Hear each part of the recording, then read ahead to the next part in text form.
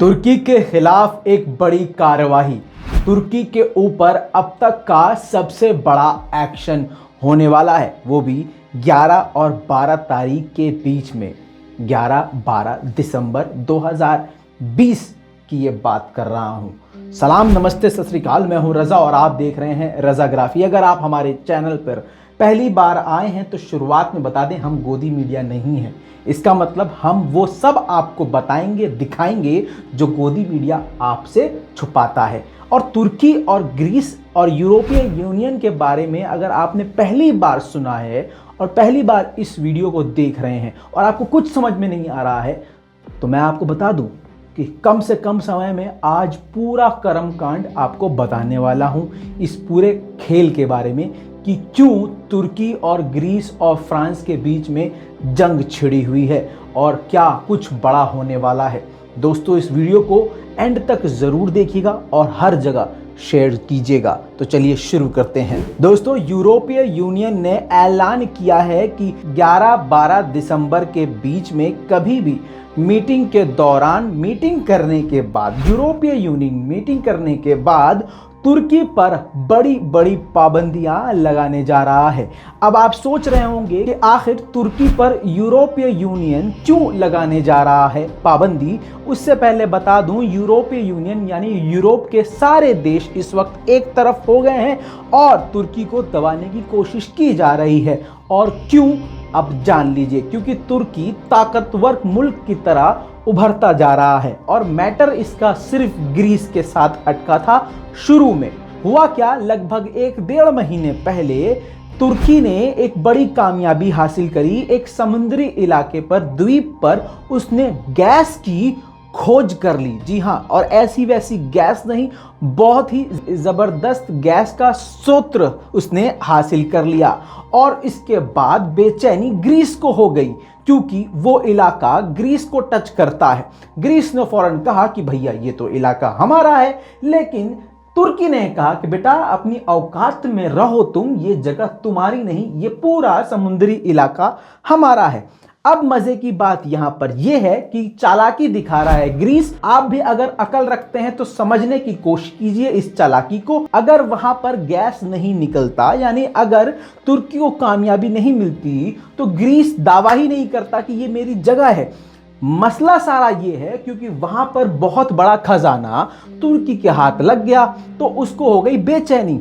अब जब तुर्की पहले ही से पूरी दुनिया में फेमस हो चुका है, उस पर ऊपर वाले की तरफ से करम हो गया और उसको बहुत बड़ा खजाना मिल गया, तो यूरोपीय यूनियन को यानी यूरोपीय देशों को ये बात हजम ही नहीं हुई और सब इकट्ठा हो गए तुर्की के खिलाफ। तो ये है सीधी कहानी। अब क्योंकि तुर्की न झुका था, न झुका है और न झुक रहा है। बार बार कह चुके हैं एर्दोगान, कितना भी कोशिश कर लो हम नहीं झुकेंगे। थक हार के ग्रीस ने अपनी सेना तुर्की के सामने खड़ी कर दी। तुर्की दबने वाला है ही नहीं। इस वक्त तुर्की ने भी अपनी सेना को आमने सामने खड़ा कर दिया है कि भैया अगर वो ईंट मारेंगे तो हम पत्थर मारेंगे। तुर्की झुकने का नाम नहीं ले रहा है।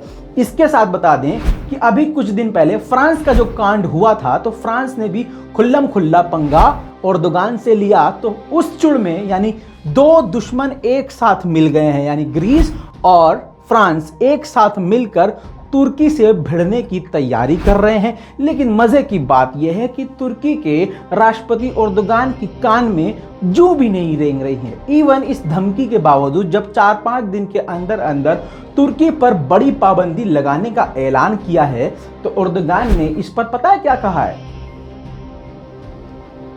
तुम कुछ भी करो और कुछ भी कर लो, तुर्की कभी न झुका था, न झुका है, न झुकेगा। ये तो हमेशा बोला, लेकिन बड़ी जबरदस्त बात एक और कही। उन्होंने कहा कि तुर्की की आर्मी और तुर्की की ताकत किसी भी देश के नक्शे को बिगाड़ने की ताकत रखती है। तो दोस्तों, ये खुली धमकी यूरोपीय यूनियन को है। और अगर अपने जुमलों को बदलूं तो यूरोपीय यूनियन की दहाड़ को बकरी की मेमे में बदल दिया है एर्दोगान ने। इसी वजह से तकलीफ उन लोगों को यानी यूरोपीय यूनियन को यही है कि हम सभी मिलके तुर्की को दबा नहीं पा रहे हैं। ग्रीस के विदेश मंत्री निकोस ने साफ तौर से कहा है कि आने वाले समय में मीटिंग करने के बाद हम तुर्की पर पूरी तरह से पाबंदी लगा देंगे। उधर एर्दोगान ने कहा है कि जितना जोर तुम में है तुम लगा लो। बता दूं आपको, इससे पहले एर्दोगान ने अमेरिका को भी खुली खुली धमकी दे दी थी कि तुम्हें जो करना है तुम कर लो, हम अपना S-400 anti ballistic missile activate करके रहेंगे। तो सोचने वाली बात है, जो अमेरिका और इजराइल के आगे नहीं झुका वो ग्रीस और फ्रांस के सामने क्या झुक पाएगा। अब आते हैं दूसरे एंगल पर। अगर आप ये भारत से वीडियो देख रहे हैं और अगर आप भारतीय हैं, भारतीय मीडिया खासकर जितना भी गोदी मीडिया है वो जाहिर सी बात है इस वक्त तुर्की से बहुत ज्यादा परेशान है, क्योंकि गोदी मीडिया यही चाहता है कि हर जगह बीजेपी का झंडा लहरे, लेकिन वो हो नहीं सकता। जाहिर सी बात है, आर्मीनिया का साथ दे रहे थे अंधभक्त, लेकिन कुत्ते की तरह हार के बाद आर्मीनिया की ये फिर से अपनी गुफाओं में घुस गए। फिलहाल अभी ये किसानों को आतंकवादी कहने में बिजी हैं, लेकिन गोदी मीडिया को आप देखना बंद कर दीजिए, क्योंकि ये बीजेपी के प्रोपेगेंडा में ही काम कर रहा है। दोस्तों, मुझे उम्मीद है कि आपको ये पूरी कहानी समझ में आ गई होगी, और मुझे आप पर इतना भी यकीन है कि अपने भाई की मेहनत का इतना जरूर सिला देंगे कि इस वीडियो को ज्यादा से ज्यादा शेयर करेंगे। लाल बटन दबा के चैनल को सब्सक्राइब कीजिए, क्योंकि मैं हूं रजा, गोदी मीडिया के लिए सजा। चैनल को सब्सक्राइब कीजिए, ऐसे ही आएगा मजा। जय हिंद।